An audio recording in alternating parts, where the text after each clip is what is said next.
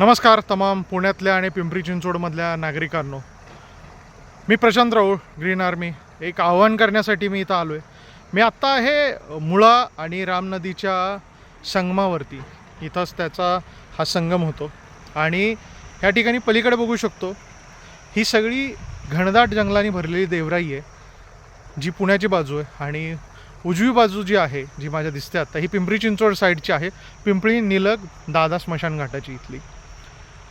ह्या व्हिडिओच्या निमित्तानं माझ्या पुणे आणि पिंपरी चिंचवडमधल्या सर्व नागरिकांना एक आवाहन करावंसं वाटतं की येत्या 27 तारखेला तुम्हाला मुळा नदीकाठी ह्या दादा स्मशानभूमी काठी यायचं आहे, जे आंदोलन पाठीमागं शहीद अशोक कामटे उद्यानापासून सुरू होणार आहे. आणि इथं येऊन तुम्हाला नेमकं हीच गोष्ट बघायची आहे की कशा पद्धतीनं मी आत्ता जे उभा आहे ना, हा नदीपात्रात उभा आहे आणि कशा पद्धतीनं नदीमध्ये भराव टाकून आणि हे सगळं कॉन्क्रिटीकरण करून, हे बघा, ह्या कॉन्क्रीटच्या सगळ्या RCCच्या सगळ्या भिंती बांधून इथं जी जैवविविधता, जी सगळी काही तुम्हाला पलीकडच्या काठावरती स्पष्ट दिसते, ही सगळी कुठेतरी नष्ट करून अशा पद्धतीनं हे नदीकाठ बांधायचं पाप हे सरकार करतं आहे.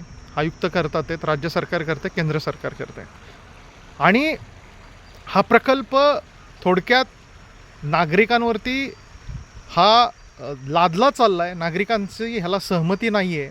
आणि तुम्हाला जर होणारा विध्वंस बघायचा असेल, खास करून पवना आणि इंद्रायणी काठच्या लोकांना मला आवाहन करायचं वाटतं की मित्रांनो, या आणि बघा की नद्यांची हे कशी वाट लावतात. ते शेकडो झाडं या ठिकाणी तोडून रात्रीतल्या रात्रीत तोडली चालली, हे इथले स्थानिक सांगतात. त्यामुळे ही आता तुमची आणि माझी जबाबदारी आहे.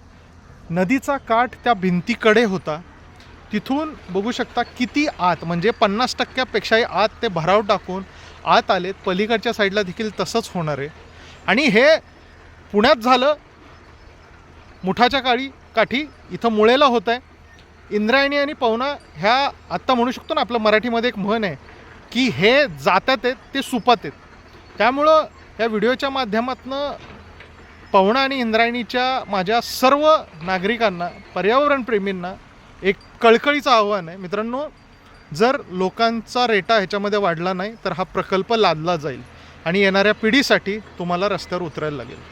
धन्यवाद. जय हिंद, जय महाराष्ट्र, जय पर्यावरण.